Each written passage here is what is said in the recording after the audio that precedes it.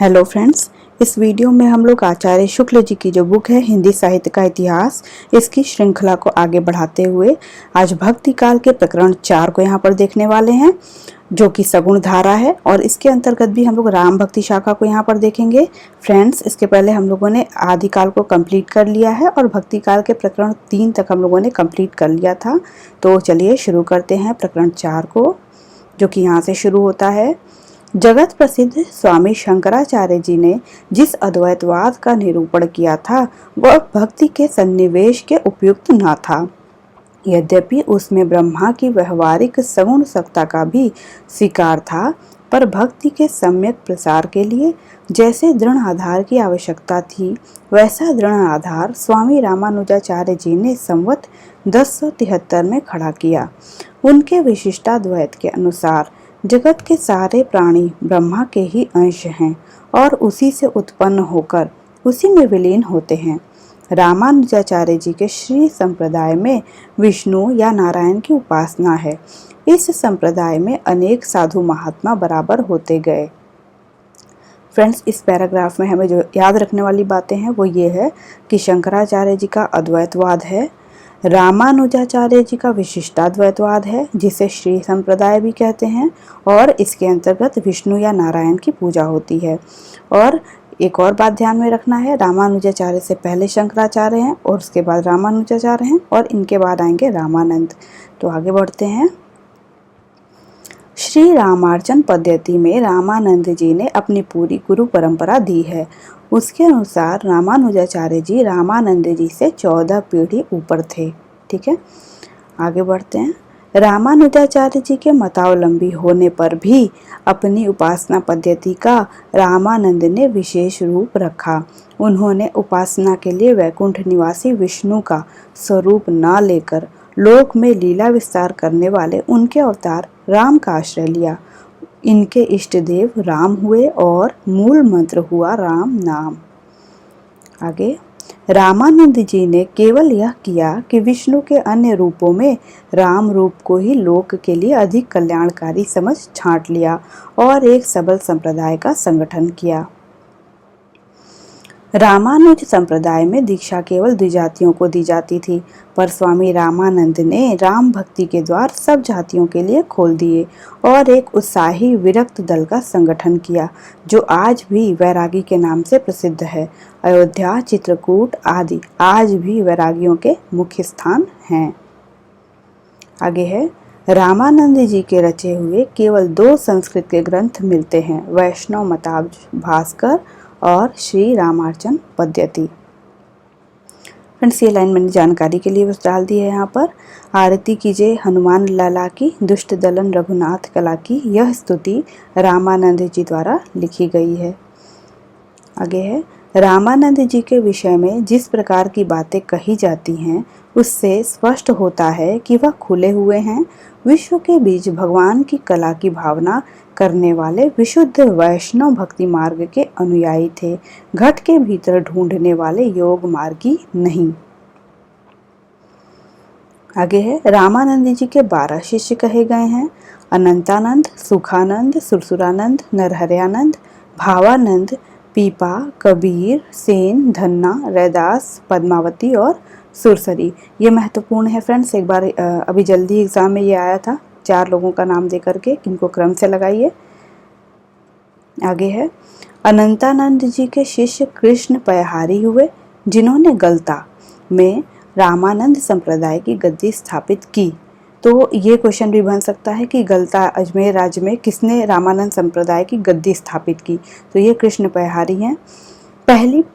यह पहली और प्राचीन गद्दी हुई। रामानुज संप्रदाय के लिए दक्षिण में जो महत्व तोताद्री का था, वही महत्व रामानंद संप्रदाय के लिए उत्तर भारत में गलता को प्राप्त हुआ। यह उत्तर तोताद्री कहलाया। अब यहाँ से आता है तुलसीदास जी के बारे में। सबको पता है कि शुक्ल जी के बहुत ही प्रिय कवि थे तुलसीदास। तो चलिए शुरू करते हैं। यद्यपि स्वामी रामानंद जी की शिष्य परंपरा के द्वारा देश के बड़े भाग में राम भक्ति की पुष्टि निरंतर होती आ रही थी और भक्त लोग फुटकल पदों में राम की महिमा गाते आ रहे थे, पर हिंदी साहित्य के क्षेत्र में इस भक्ति का परमोज्वल प्रकाश विक्रम की 17वीं शताब्दी के पूर्वार्ध में गोस्वामी तुलसीदास जी की वाणी द्वारा स्फुरित हुआ। यहाँ ये गलत है, यहाँ इस नहीं होना चाहिए था, स्फुरित हुआ। उनकी सर्वतोन्मुखी प्रतिभा ने भाषा काव्य की सारी प्रचलित पद्धतियों के बीच अपना चमत्कार दिखाया। आगे है, सारांश यह है कि राम भक्ति का वह परम विशद साहित्यिक संदर्भ इन्हीं भक्त शिरोमणि द्वारा संगठित हुआ, जिससे हिंदी काव्य की पूर्णता के युग का आरंभ हुआ। किसी कवि की रचना में यदि किसी स्थान विशेष के भीतर ही बोले जाने वाले अनेक शब्द मिलें तो उस स्थान विशेष से कवि का निवास संबंध मानना चाहिए। इस दृष्टि से देखने पर यह बात मन में बैठ जाती है कि तुलसीदास जी का जन्म राजापुर में हुआ, जहां उनकी कुमार अवस्था बीती। तो ये बात ध्यान में रखनी है कि तुलसीदास जी का जो जन्म स्थान है वो शुक्ल जी ने क्या माना है, तो शुक्ल जी ने राजापुर माना है। आगे है, गोसाई चरित जो कि बेनी माधव दास द्वारा रचित है तथा तुलसी चरित जो कि रघुवर दास ने लिखा है, दोनों में गोस्वामी जी का जन्म संवत 1554 दिया हुआ है। आगे है, गोस्वामी जी के पिता का नाम आत्माराम दुबे और माता का नाम हुलसी था। माता के नाम के प्रमाण में रहीम का यह दोहा कहा जाता है। तो ये दोहा रहीम का है, महत्वपूर्ण है, एग्जाम में आता भी है। सुरतीय नरतीय नागतीय सब चाहती अस होए, गोद लिए हुलसी फिरे तुलसी सो सुत होए। तो ये दोहा रहीम का है। आगे बढ़ते हैं, भक्त लोग अपने को जन्म जन्मांतर से अपने आराध्य इष्ट देव का सेवक मानते हैं।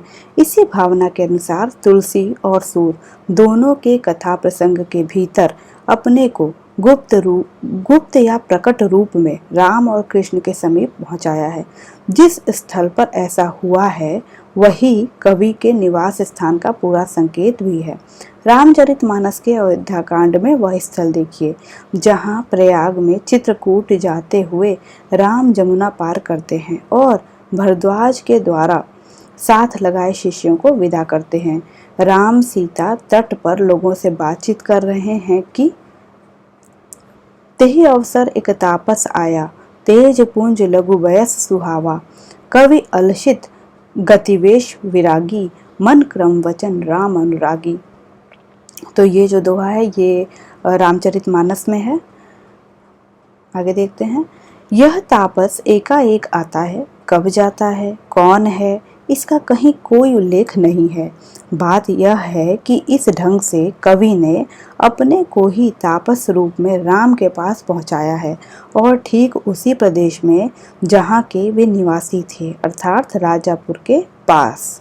फ्रेंड्स, शुक्ल जी कोई भी बात ऐसे ही नहीं इन्होंने लिखी है, हर एक चीज़ का प्रमाण भी इन्होंने दिया है। तो उसी के क्रम में राजापुर ही उनका जन्म स्थान है, इसके क्रम में इन्होंने ये सारी बातें बताई हैं और ये दोहा रामचरितमानस का है, इसलिए महत्वपूर्ण है। आगे बढ़ते हैं, सूरदास ने भी भक्तों की इस पद्धति का अवलंबन किया है। यह तो निर्विवाद है कि वल्लभाचार्य जी से दीक्षा लेने के उपरांत सूरदास जी गोवर्धन पर श्रीनाथ जी के मंदिर में कीर्तन किया करते थे। अपने सूर सागर के 10वें स्कंद के आरंभ में सूरदास ने श्री कृष्ण के दर्शन के लिए अपने को ढाढ़ के रूप में नंद के द्वार पर पहुंचाया है। आगे ये दोहा है। और इसके पहले फ्रेंड्स एक बात यहाँ पे बता दूं कि ये क्वेश्चन एक बार आ चुका है एग्जाम में और महत्वपूर्ण है जानना कि सूरदास जी ने वल्लभाचार्य जी से दीक्षा लेने के बाद कौन से मंदिर में जाकर के वो कीर्तन करना उन्होंने शुरू किया था। तो ये ध्यान में रखना है, श्रीनाथ जी के मंदिर में वो कीर्तन किया करते थे। आइए दोहा पढ़ते हैं जिसमें इन्होंने अपने आप को जो नंद जी के घर पे पहुंचाया है। किस तरीके से देखिए, नंद जू मेरे मन आनंद भयो, हो गोवर्धन ते आयो, तुम्हारे पुत्र भयो, मैं सुन के अति आतुर उठी धायो। जब तुम मदन मोहन करी टेरो, यह सुनी के घर जाऊं, हो तो तेरे घर को ढांढी सूरदास मेरे नाऊ। यहाँ पर वो ढांढी के रूप में अपने आप को इस दोहे में उनके घर पहुंचाते हैं।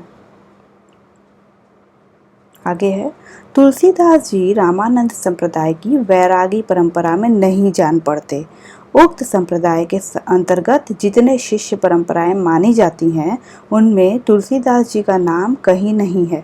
रामानंद परंपरा में सम्मिलित करने के लिए उन्हें नरहरि दास का शिष्य बताकर जो परंपरा मिलाई गई है वह कल्पित प्रतीत होती है। वे रामोपासक वैष्णव अवश्य थे पर स्मार्त वैष्णव थे। तो कैसा वैष्णव माना है शुक्ल जी ने तुलसीदास को? स्मार्त वैष्णव माना है। आगे बढ़ते हैं। गोस्वामी के प्रादुर्भाव को हिंदी काव्य क्षेत्र में एक चमत्कार समझना चाहिए। हिंदी काव्य की शक्ति का पूर्ण प्रसार इनकी रचनाओं में ही पहले पहल दिखाई पड़ता है। ये पंक्ति महत्वपूर्ण है गोस्वामी जी के बारे में, एज इट इज आ सकती है और पूछा जा सकता है किसने कहा है, इसलिए मैंने यहाँ पे अंडरलाइन भी किया है। आगे बढ़ते हैं। कबीर दास जी ने चलती बोली में अपनी वाणी कही, पर वह बोली बेठिकाने की थी। उसका कोई नियत रूप नहीं बना था। शौरसेनी अपभ्रंश या नागर अपभ्रंश का जो सामान्य रूप साहित्य के लिए स्वीकृत था उससे कबीर का लगाव न था। उन्होंने नाथ पंथियों की सदुक्कड़ी भाषा का व्यवहार किया, जिसमें खड़ी बोली के बीच राजस्थानी और पंजाबी का मेल था। तो सदुक्कड़ी भाषा का मतलब क्या हो गया? राजस्थानी और पंजाबी का मेल खड़ी बोली के साथ ये था। उनकी भाषा में अरबी और फारसी के शब्दों का भी मनमाना प्रयोग मिलता है। उनका कोई साहित्यिक लक्ष्य न था और वे पढ़े लिखे लोगों से दूर ही दूर अपना उपदेश सुनाया करते थे। तो ये लाइन कबीर के बारे में शुक्ल जी की है, महत्वपूर्ण है। आगे है। तुलसीदास जी की रचना विधान की सबसे बड़ी विशेषता यह है कि वे अपने सर्वतोन्मुखी प्रतिभा के बल से सबके सौंदर्य की पराकाष्ठा अपने दिव्य वाणी में दिखाकर साहित्य क्षेत्र के प्रथम पद के अधिकारी हुए। आगे है। ब्रज भाषा का जो माधुर्य हम सूरदास में पाते हैं वही माधुर्य और भी संस्कृत रूप में हम गीतावली और कृष्ण गीतावली में पाते हैं। ठेठ अवधि की जो मिठास हमें जायसी की पद्मावत में मिलती है वही जानकी मंगल, पार्वती मंगल, बैरवे रामायण और रामलला नहचू में हम पाते हैं। यह सूचित करने की आवश्यकता नहीं कि न तो सूर का अवधि पर अधिकार था और न जायसी का ब्रजभाषा पर। तो ये स्पष्ट है कि चूंकि तुलसीदास जी का दोनों पर अच्छा समान अधिकार था, अवधि पर भी था, ब्रजभाषा पर भी था, इसलिए यहाँ पर ये पंक्ति इन्होंने लिखी है और ये एग्जाम में आ भी चुकी है ये पंक्ति कि ये किसने कही है। आगे बढ़ते हैं। गीतावली की रचना गोस्वामी जी ने सूरदास जी के अनुकरण पर की है। बाल लीला के कई पद ज्यों के त्यों सूर सागर में भी मिलते हैं, केवल राम श्याम का अंतर है। तो ये बात ध्यान में रखने की बात है कि सूर सागर जो कि सूरदास का है और गीतावली जो कि तुलसीदास का है, तो कौन सी रचना है जो दोनों लोगों की आपस में मिलती है? तो ये दोनों हैं। अगला है। लंका कांड तक तो कथा की अनेक रूपता के अनुसार मार्मिक स्थलों का जो चुनाव हुआ है वह तुलसी के सर्वथा अनुरूप है, पर उत्तरकांड में जाकर सूर पद्धति के अतिशय अनुकरण के कारण उनका गंभीर व्यक्तित्व तिरोहित सा हो गया है। फ्रेंड्स, यहाँ पर ये जो पंक्ति लिखी है ये इन्होंने तुलसीदास जी के बारे में लिखी है कि उन्होंने बहुत ज़्यादा सूर पद्धति का अनुकरण कर लिया था।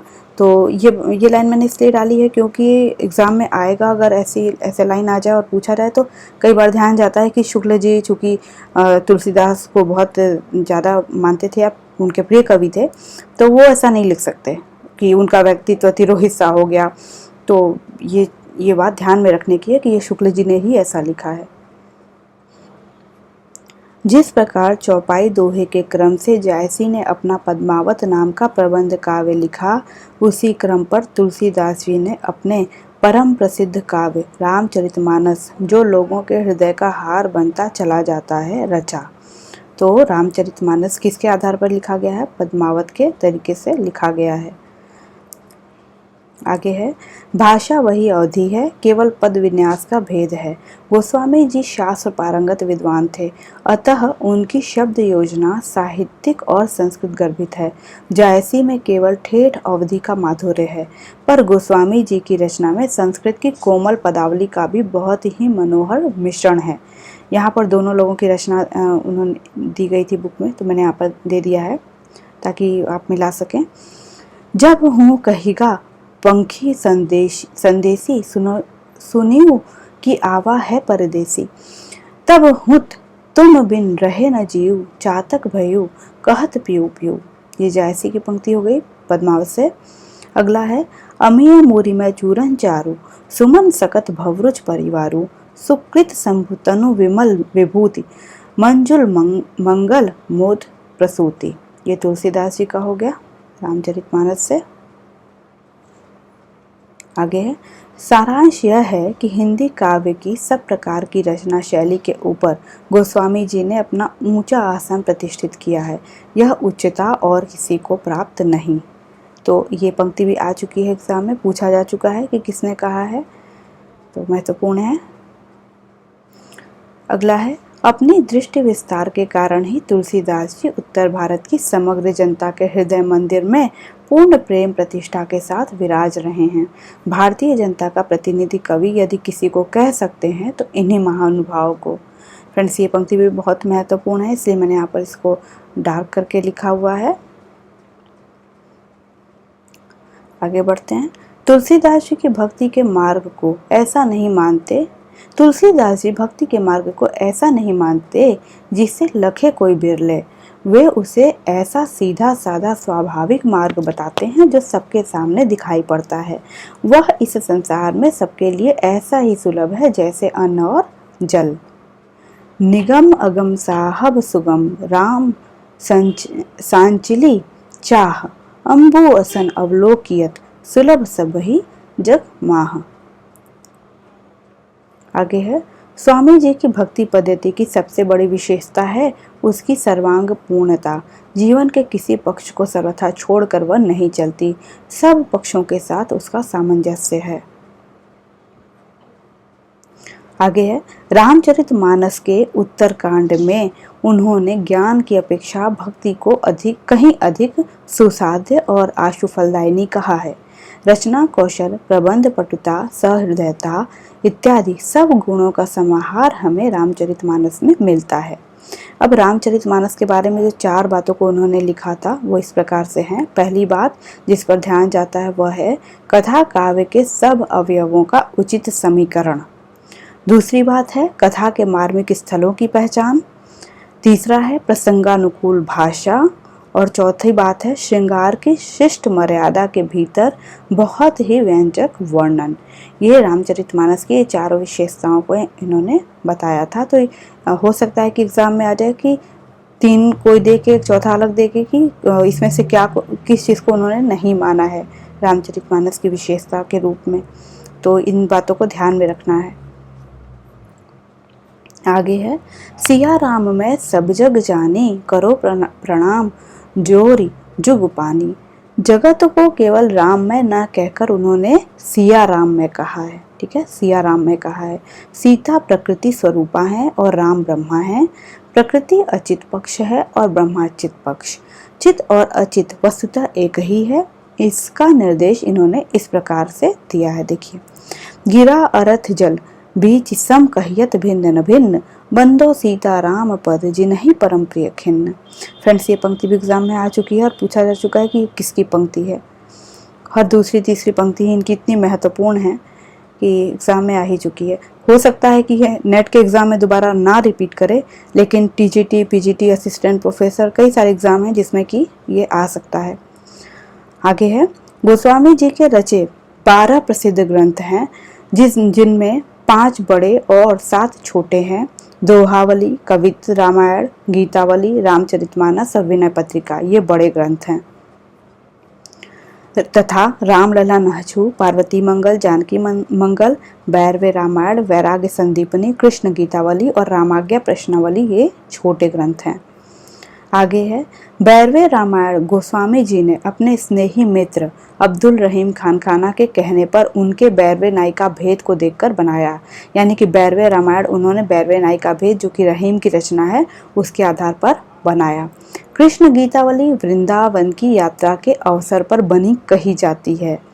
बाबा बेनी माधवदास के गोसाई चरित के अनुसार, जो बेनी माधवदास ने गोसाई चरित लिखा था उसके अनुसार राम गीतावली और कृष्ण गीतावली दोनों ग्रंथ चित्रकूट के उस समय के कुछ पीछे लिखे गए जब सूरदास जी उनसे मिलने वहां गए थे। गोस्वामी जी के एक मित्र पंडित गंगाराम ज्योतिष काशी में प्रहलाद घाट पर रहते थे। रामाज्ञा प्रश्न उन्हीं के अनुरोध पर बना माना जाता है।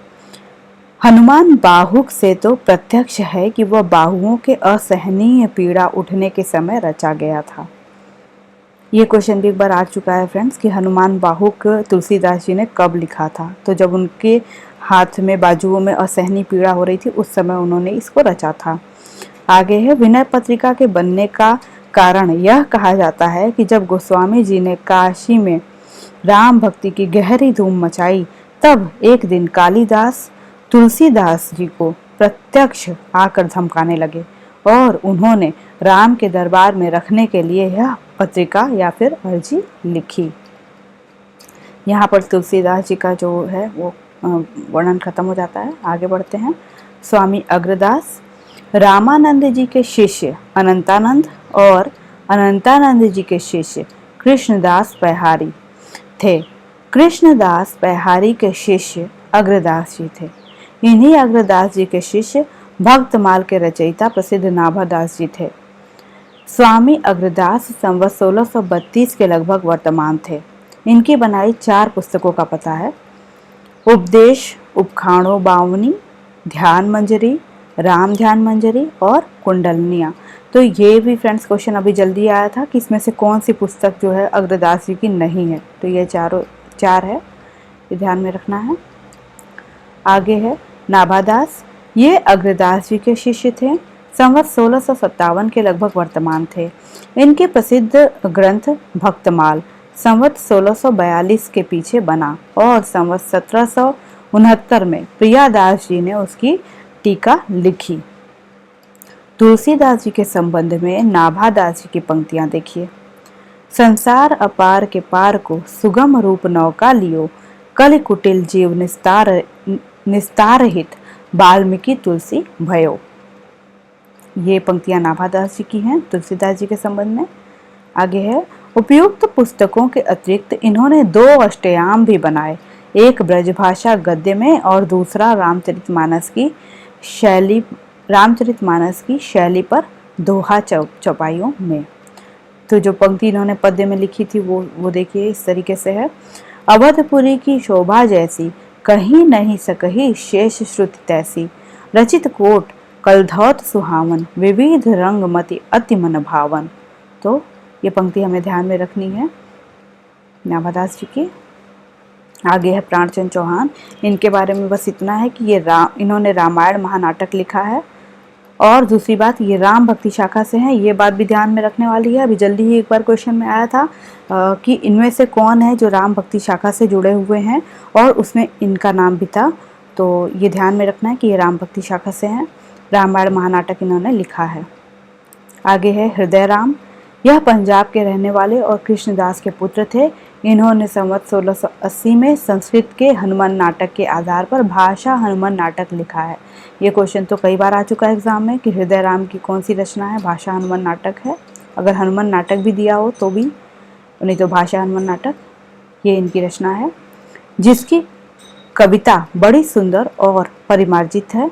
उस काल के भीतर ही नाटक के रूप में कई रचनाएं हुई, जिनमें सबसे अधिक प्रसिद्ध हृदय राम का हनुमान नाटक हुआ।